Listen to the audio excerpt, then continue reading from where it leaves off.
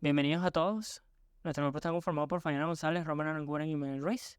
Y le vamos a hablar sobre los principios básicos de Derecho Romano 2.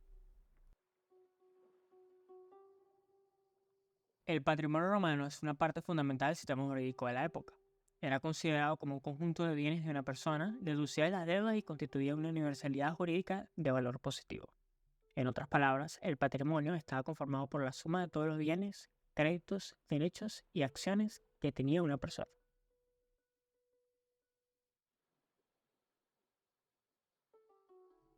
En el derecho romano existían dos formas principales de patrimonio.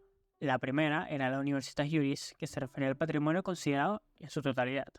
Podemos entenderlo como el conjunto de personas valoradas jurídicamente como personas. Algunos ejemplos de la universitas juris eran el patrimonio total, la dote y la herencia. Y por el otro lado tenemos la universitas facti, que se refería a los bienes poseídos por una persona, pero que estaban materialmente diferenciados. Para esto podemos pensar en una biblioteca o en un rebaño. Los derechos reales son aquellos que crean una relación directa entre una persona y una cosa. Esto significa que el titular de un derecho real tiene un poder absoluto y directo sobre la cosa en cuestión. Los derechos reales se dividen en derechos de propiedad y derechos sobre las cosas ajenas. Por otro lado, tenemos los derechos personales. Los derechos personales otorgan la facultad de obligar individualmente a una persona a cumplir una prestación. Estos derechos establecen una relación conformada por dos personas, el sujeto activo, quien tiene la facultad de exigir, y el sujeto pasivo, quien está obligado a cumplirla. La obligación. De manera general, la obligación es una relación jurídica o lazo de derecho en virtud del cual una persona, denominada deudor, se compromete frente a otra, denominada acreedor, a cumplir en su obsequio o beneficio de una determinada conducta o actividad.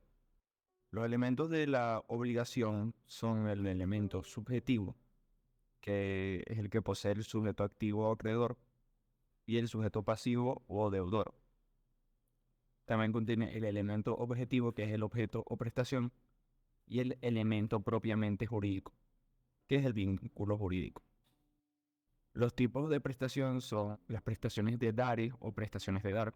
Son aquellas que tienen por objeto la transmisión de la propiedad u otro derecho real, ya sea servidumbre, usufructo, uso, habitación, hipoteca o cualquier otro. Y prestare o prestaciones de prestar, que comprenden la entrega de una cosa no traslativa de la propiedad ni constitutiva de un derecho real. Para los romanos eran obligaciones de indemnización de daños y perjuicios derivados de un hecho ilícito. En el derecho moderno ya desaparece. Las prestaciones de hacer o facere son aquellas actuaciones del deudor que constituyen una actividad personal del deudor, que no implica la transmisión de la propiedad u otro derecho real. Las prestaciones non facere son aquellas que consisten en una abstención por parte del deudor en una actuación negativa. En ellas, el deudor se compromete precisamente a no efectuar determinada conducta o actividad.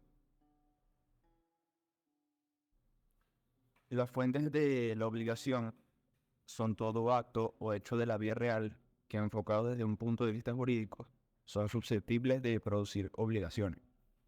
Y se dividen en la clasificación romana, la cual consta de contratos, cuasi contratos, y de delitos, cuasi delitos.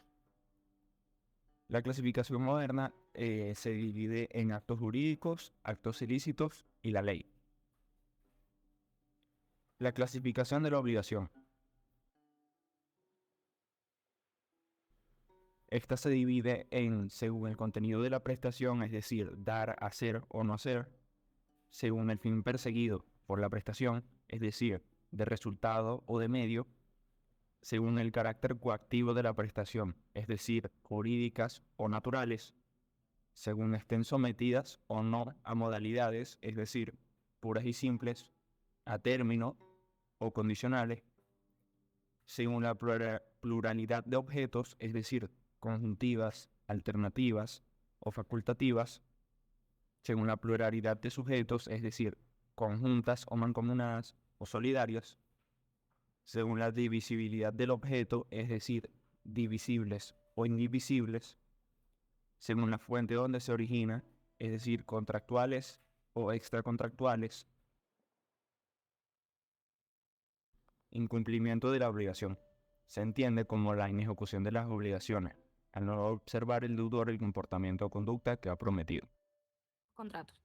Según los textos romanos, la convención es un acuerdo de voluntades reconocido y sancionado por el derecho civil, destinado a producir obligaciones civiles. Sin embargo, por sí sola, la convención no producía plenos efectos jurídicos ni daba lugar a acciones y excepciones.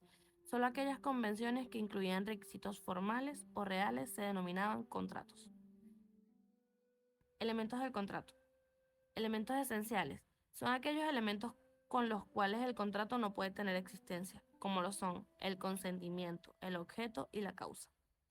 Elementos naturales. Son características comunes de un contrato, pero que pueden ser excluidas si así se acuerda expresamente entre las partes. Capacidad. Las personas involucradas en el contrato deben tener la habilidad legal para participar en él.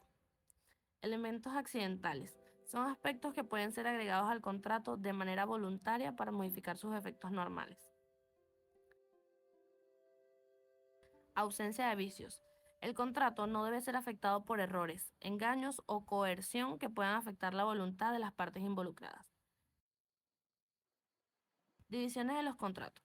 Los contratos romanos se dividen por su origen en contratos de derecho civil, celebrados entre ciudadanos romanos y de derecho de gentes, que involucran a ciudadanos y extranjeros o entre extranjeros. También se dividen por el modo de formarse.